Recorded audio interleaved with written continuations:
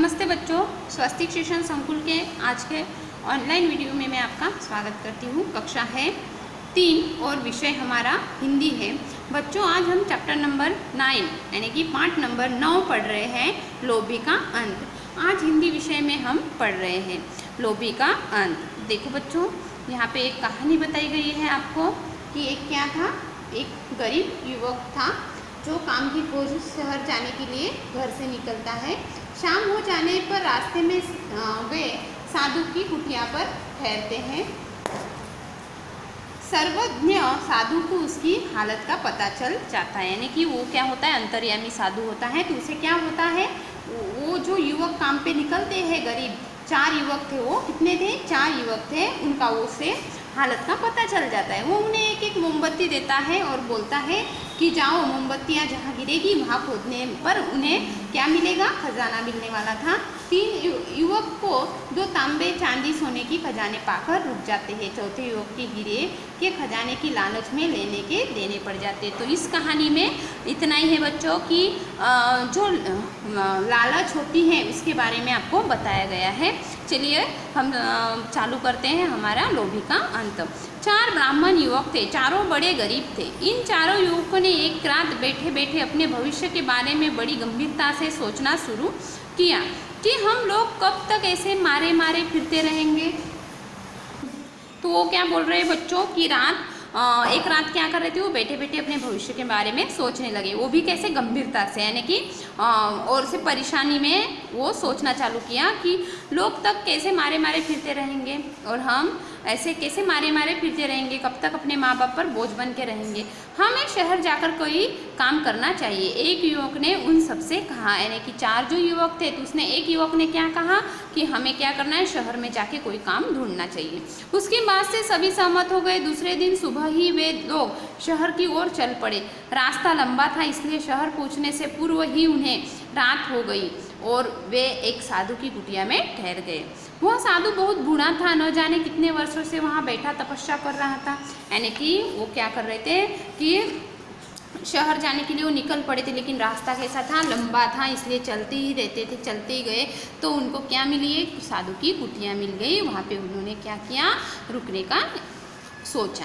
उसने अपने तपोबल से उनके विषय में सब कुछ जान लिया। और वो जो साधु था वो कैसा था, ज्ञानी था। उसने अपने तपोबल से उनके बारे में सब कुछ जान लिया था। उसे उन पर तरस आ गया। वह बोला, बिना परिश्रम के संसार में कुछ नहीं मिलता। यानी कि कुछ भी हमें संसार में मिलता है क्या, परिश्रम के बिना, कठिनाई के बिना हमें कुछ मिलता है, नहीं मिलता है। मैं तुम्हारे विषय में सब कुछ जान चुका हूँ, प्रभु हम पर दया करो। और वो क्या बोलने लगा कि प्रभु हम पर दया करो। चारों युवक उनके चरणों में गिर गए और चारों युवक उनके चरणों में गिर गए।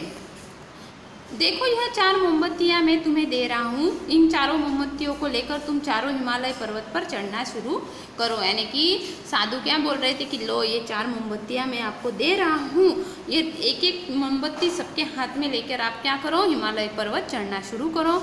जिस युवक की मोमबत्ती जिस स्थान पर अपने आप गिर जाए, उसी स्थान को खोदना शुरू कर दो। और साधु ने क्या कहा कि जो मोमबत्ती जली हुई है, जो अपने आप उस स्थान पर गिर जाए, तो वहाँ पे क्या करना है, आपको खुदाई का काम करना शुरू है। वहाँ पर तुम्हें एक खजाना मिलेगा। और वो साधु ने क्या कहा कि आपको वहाँ पे एक खजाना मिलेगा।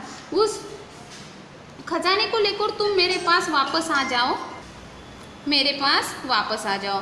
बस इसमें आगे मैं तुम्हें बाद में बताऊंगी। यानी कि वो साधु ने क्या बताया था कि चारों मोमबत्तियाँ लेकर आप हिमालय पर्वत पर चढ़ना चालू करो और जहाँ आपकी मोमबत्ती गिर जाती है वहाँ पे आप खोदना चालू करो, वहाँ पे आपको खजाना मिलेगा। उसके बाद आप चारों मेरे पास वापस आ जाओ, मैं उसके बाद आपको बात बताऊँगा।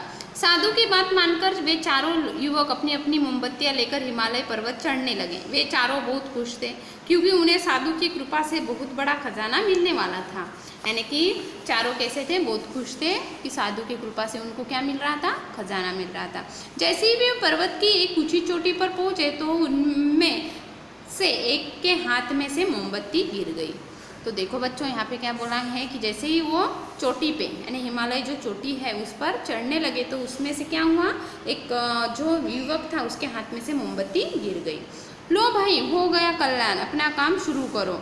उन चारों ने मिलकर उस पर्वत की खुदाई शुरू कर दी। जैसे ही उन्होंने उस पर्वत को खोदा तो तांबे का खजाना निकला। यानी कि जो पहला युवक था उसने खोदना चालू किया तो कौन सा खजाना मिला? पहला खजाना कौन सा था? तांबे का खजाना। ये आपको याद रखना है बच्चों। क्वेश्चन भी आपको पेपर में आ सकता है कि पहले युवक को कौन सा खजाना मिला था? तो कौन सा मिला था? तांबे का खजाना मिला था। अरे यार, यह तो तांबा है, इस तांबे को ले जाकर हम क्या करेंगे?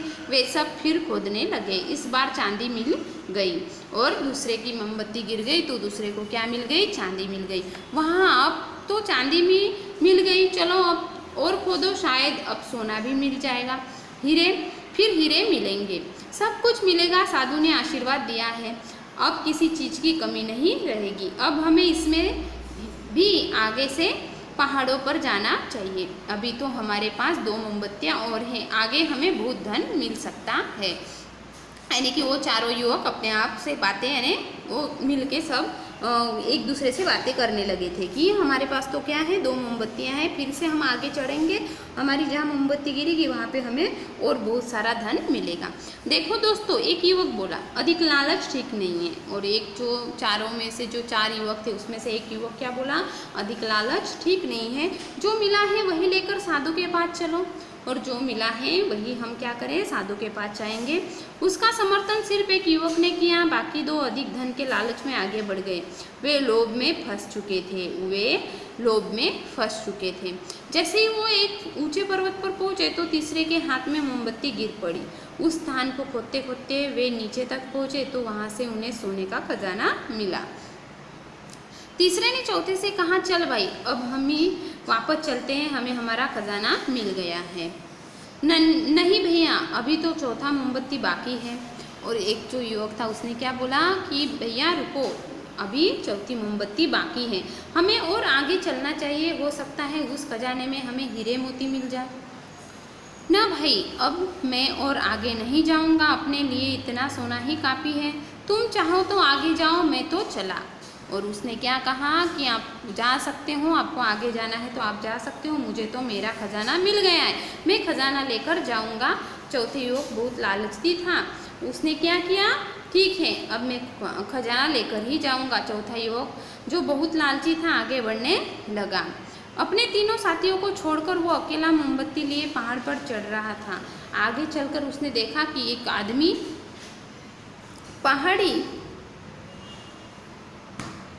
पहाड़ी पर खड़ा था, उसके माथे पर हीरा चमक रहा था। अरे वाह, मिल गया, हीरो का खजाना मिल गया। किसने कहा?